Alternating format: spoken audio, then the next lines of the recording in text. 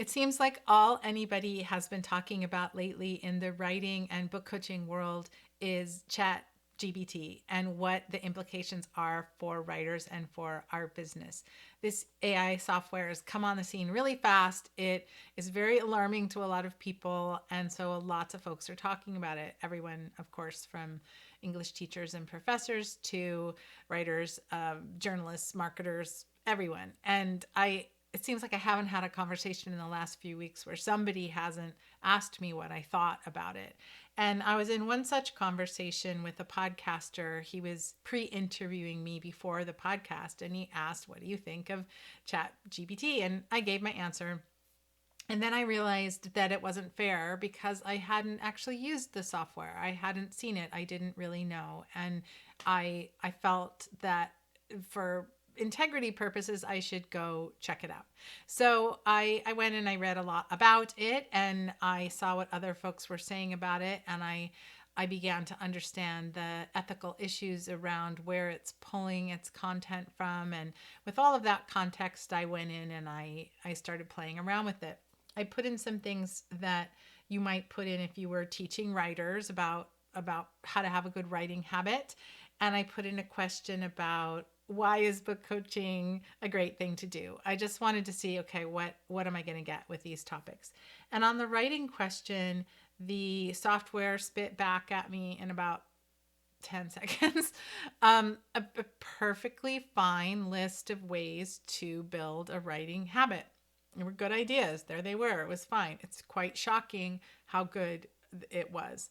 Then the book coaching one, same thing. The things that it came back with were why book coaching is a great thing to do were accurate. They were not wrong. It was about being in collaboration with writers, being in the creative process. I had a suspicion that a lot of the phrasing and concepts actually came from things I've written because I'm one of the people that's writing the most about book coaching out there. I probably have the most content of anybody on book coaching out there. It's a thing I've been doing for a long time. I've writing about for a long time. I have a lot of blog content on my website. So odds are good some of that material came from me. It's not like you can point to a particular phrase and say, wait, that's mine. But you can, there's like a vibe, there's like a sort of, I don't know, a feeling. But as a whole, in aggregate, it was fine and not wrong, but it was just flat. The writing was just flat. And that's a term that I use a lot when I'm talking to my writers. This feels flat. And I think a lot about what is the opposite of flat. And I think the best way to think about it is the opposite of flat is alive. It feels alive. So the writing that I'm seeing coming out of the AI software feels to me flat.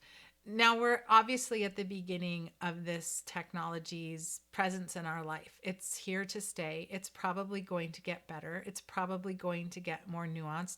I find it shockingly good now. It's probably going to get much, much better. And I kept thinking, okay, if somebody put two things in front of me and it was a test, which did the computer write and which did the human write, would I be able to tell, as if somehow that's the measure of my ability as a book coach?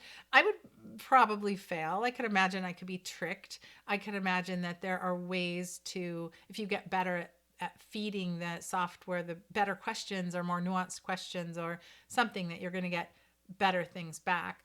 I have seen very disturbing things where some of the coaches in our author accelerator community were feeding things into the system.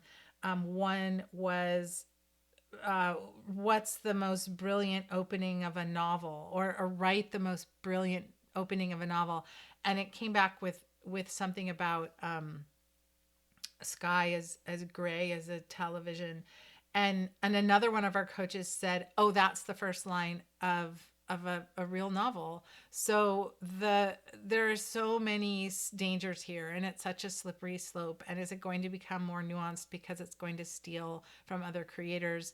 I mean, I don't know, and we'll have to see. But here we sit, and with it now today, and the question in my mind is, what is a creator to do? What is a writer to do with this advent of this software that can, in a snap of a finger, create words and story and meaning. What are we to do? And the only answer that makes any sense to me that I can live with is that it is a call to action, a call to arms for creators, for writers, to continue to work as hard as we can to write with our humanity and our heart. I don't think a computer can ever replicate that. And what I mean by that is replicate the feeling of doing it. A book coach and book coaches in general center the writer and not just the writing. That's what makes us different from an editor. An editor is working with the words on the page for the most part, trying to make those better. A coach is working with the writer. We're helping that writer raise their voice. We're helping them claim their authority. We're helping them picture their vision and pin it to the page. So it's all about the writer, and it's about interacting with that writer and helping that writer rise up. And the result of that is usually writing that is more specific and unique to that writer. The best writing can only be written by that writer. It draws on their unique way of seeing the world and their unique way of being in the world and their unique set of experiences. And why did this idea stick in their head? And what are they doing with this idea? All of those questions are the road to great writing. And a book coach is engaged in helping a writer ask those questions and answer them through the work. So you get to good writing by drawing on more of your humanity and your heart. And so how do you do that? That's the question. It's like we can just say that, and it sounds really great to say, to say like the ChatGPT's writing is flat and generic, and writer's writing is full of heart and humanity. Like, great. But what does that mean, and how do we actually do it? And it's a thing that I have been thinking a lot and contemplating a lot and wondering about a lot and writing about a lot. And the conclusion that I come to is that you produce writing that has more heart and humanity when you allow yourself to feel more in the process of doing it. So in other words, the antidote to flat writing or to generic writing, which a computer can produce, is to be a person, to be a writer, to be a creator who feels something while you're doing that thing. So that means tapping into your own reasons for doing it, asking, why am I writing this book? That's the first question in every one of my blueprint books. Why? Why are you doing this? Why does it matter to you? The answer is going to be different for every single writer. And then continuing on with that sense of commitment to the work. Why are you going to keep doing it? Why are you going to spend years doing it? Why are you going to bring your time, attention, energy, money, all of it to this work? What do you feel about it? Why do you care? If you can know why you care, you can help then work to make your reader care. And we care when we can see ourselves as humans with beating hearts in the work. That's the connection between a writer and a reader is so profound. And it really is a kind of magic trick that happens, this transference of feeling, that if I, the writer, feel a thing and produce it, and then the reader consumes that and feels something as well, it's just an amazing thing when you think about it, because we can bridge not only sensibilities as people, but you can bridge time. You can get that connection with the writer who's no longer alive or who didn't live where you live or in your time. You can bridge incredible gaps, and so it brings readers and writers together. It brings people together. It's that connection through that feeling, and the writer has to feel it first.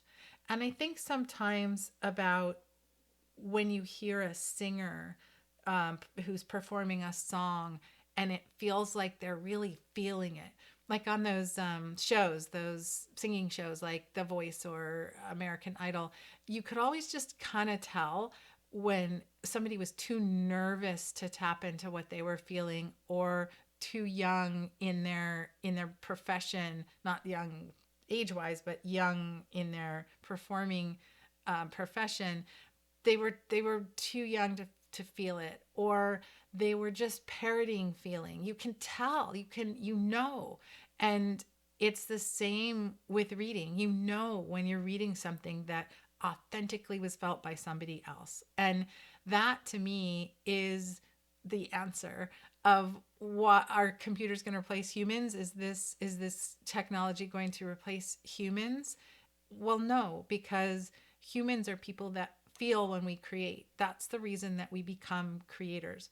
I mean, everybody has their different external goals for writing a book, things that they want, whether it's validation or recognition, or to prove to themselves that they could do it, or maybe they're looking to make a career and make money, and or change the world or impact people or entertain people, whatever the thing that the goal is in writing the book.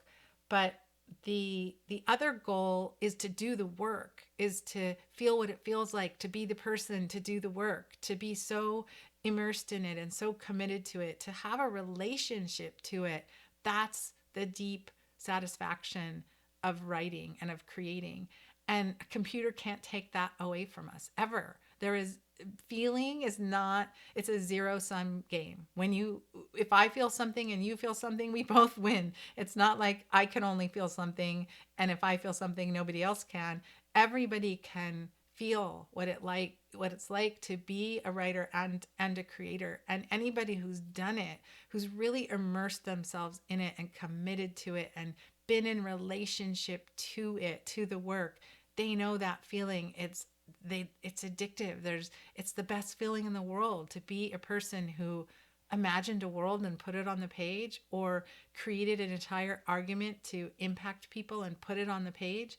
It's just powerful and meaningful and satisfying, and no computer will ever take that away from us. So the takeaway about what do I think of Chat GPT is, it's pretty awesome technology. It's pretty terrifying in its awesomeness.